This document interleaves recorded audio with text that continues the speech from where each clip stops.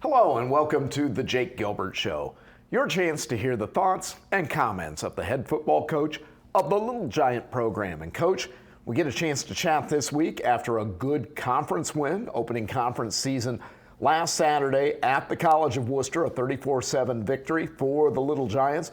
And it was an interesting game because it was a little bit back and forth early. Wabash jumped on with a really early score, a great pass that we'll see here in just a minute on our highlight package when Brent Campbell hit Luke Adams, and then Luke ran away from the rest of the defense and took it into the end zone. But we had a couple of other opportunities to try and put points on the board there in the first quarter and just couldn't get it into the red zone. As we get ready, let's go ahead and take a look at the highlights from Saturday's win at Wooster and give you a chance to talk about, first of all, not being able to get that ball in from the red zone on a couple of opportunities, but then just how the offense bounced back and was able to really put some points on the board, particularly with a couple of really good touchdowns in the third quarter. Well, the first score you mentioned came off of this turnover here, interception by Brock Robertson, and this was basically a ball that was kind of a 50-50 ball that Luke Adams made a play on. He's been doing that all year. So Luke has been extraordinary when it comes to contested catches. He's a great athlete. He goes and gets the ball, which is outstanding. We were kind of back to our old selves in terms of pressure on the quarterback. You know, I thought we had a slow start of that the week before. We did create 2 takeaways. We got the ball out another time. So I was very proud of the defense. There was a forced fumble and sack by Sam Ringer that we were able to recover at the 4-yard line, which set up a score. So both scores early, you know, we were able to get scores that came off of both of those turnovers, and that's how our team works in a complementary fashion. So very happy with the defense. We gave up 7 total points, which again, you know, just great day overall. Offensively, we definitely left some points out there on the goal line particularly, and that was disappointing, especially in the first half. And so you never want to come away empty. But all in all, in the day, you know, a 34-7 win where we left feeling like there are definitely some things we can improve on, but it was a great road win and great start to the conference season overall. There were, you know, we talked about the first game of the season where there were, you know, just a few too many penalties, you know, that you were still kind of getting adjusted to the start of the season. Penalties were almost non-existent Saturday. And then, as you mentioned, you know, Wooster got a couple of big plays here and there. We talked about the receivers last week, and we knew how good they were going to be. But your defense just did not allow their running game to ever develop, and you pressured their quarterback all afternoon between sacks and tackles for losses. Wooster finished the game averaging not 5 yards per carry, 0.5 yards. So if they had 20 downs, they would get a first down with their running game. Just to have to be thrilled with the defense to be able to take that aspect of the game away. Very much so. I mean, when you hold a team to 10 yards rushing, that's pretty hard to do. Gosh, we just saw Xavier Tyler rush for like 70 yards on one play. So excellent performance by the defense overall. The 2 receivers who we thought were pretty special, along with that quarterback who we thought was excellent, we held them to 5 catches combined. And so I do think we executed the game plan and we took away their biggest weapons and still stopped the run. Sometimes you can take away one part of an offense, but then the other part kills you. Mm-hmm. Well, I felt like we were able to still stop the run in spite of the fact that we were trying to double and top certain receivers of Wooster's. One of the players that had kind of a quiet game statistically, but I thought just watching in the press box played really, really well, was Brock Robertson. Yes. Was right there with the receivers, step in step all day.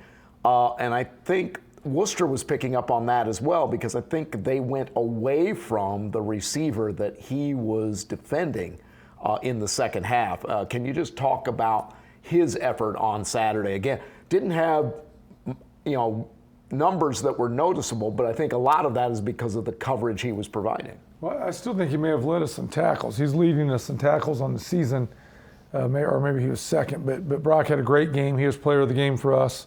Obviously, he had the interception. We thought he got a punch out on a ball that was ruled, the runner was ruled down but we felt like maybe that was a forced fumble. He had 2 big hits in the secondary, had a breakup. It was just very active and was hard to avoid. That's a sign of a great safety, hard to avoid. So Brock's had a great year. He's playing really fast, and he was his normal physical self, but he really got his hands on the football, I think 3 times in that game, and it made a huge difference from the get-go.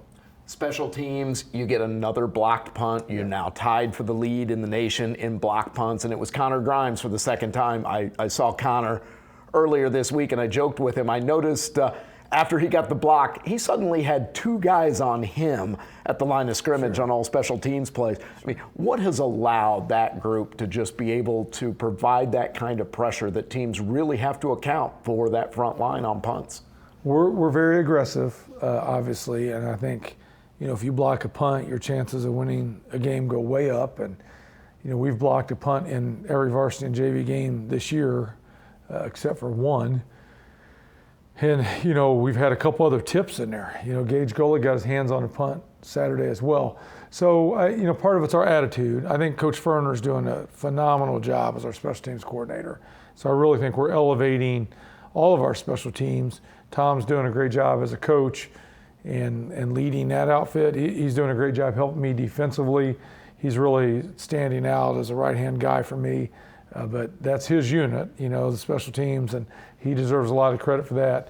Obviously, Gage and Connor are pretty good at blocking punts, but Michael Hegwood pressured 1. We've had some pressure from some other guys. So it's been a good 2 years of blocking kicks for us here at Wabash. That's something we always want to do as long as I'm the head coach. Now we regroup, continue North Coast Athletic Conference play, and you get to come home this weekend. And we're going to try something unusual. We're going to try and play an entire 4 quarters here at Little Giant Stadium on Saturday.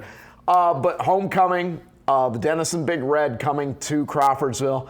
And this is a team that has played Wabash very tough over the last few years. In fact, a few years ago, 2022, they were the homecoming opponent. And they came out of here with a win. It ended a 25-year streak of Wabash winning its homecoming games. 2023 game was tight there. 2024 game, the quarterback that you'll see Saturday, Tyler Green, threw for 354 yards and was trying to mount one final drive before Mike Holzclaw stepped in front of his final pass of the game and got an interception that sealed the game for Wabash. What makes Denison such a good opponent and makes for these tough games against Wabash? Well, we were very fortunate to get that 1-point victory last year, and they had beaten us the prior 2 years and had been conference champs before that era, that run. So much respect. I mean, I think their coach and coaching staff does a great job. They had a bye the week before they played us. I thought they really carved us up in the passing game. They've got a bye the week before playing us this year. So I feel like those guys are great coaches. Last year we really had to focus on stopping the running back. They had the Conference Player of the Year returning at running back, and so we did a great job at that. Unfortunately, we did not do a great job on the passing aspect, and like you said, they went for 350 on us. And it was very bend but don't break, and we broke a couple times too and bent more than I wish we would have. And so, in the end of the day, we gave up 23 points, which in today's college football is not that bad. But this is a good outfit and a good team, and I wouldn't expect a lot of freebies and mistakes from them. And I think the quarterback's excellent. So this will be, our hardest contest yet. Wabash, particularly at the quarterback position with Brent Campbell, playing very well. Brent seems to know when the play is there, when it's not. He's a very mobile quarterback, has been able to pull the ball down, get some big runs. You've got some runs for him in the offense. What has him playing at such a high level right now? Well, I think he's generated explosive plays at good times. And then I think with his feet, the scrambles have produced lots of first downs.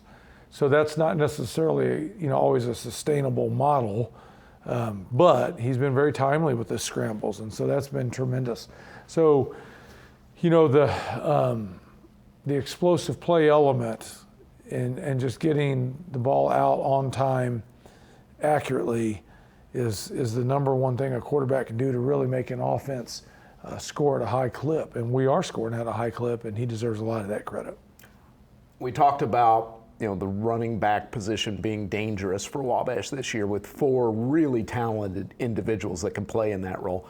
You've also made it doubly impactful because you showed on Saturday the running back position can be a runner. Xavier Tyler breaks through. Xavier, congratulations also on being named the conference offensive athlete of the week.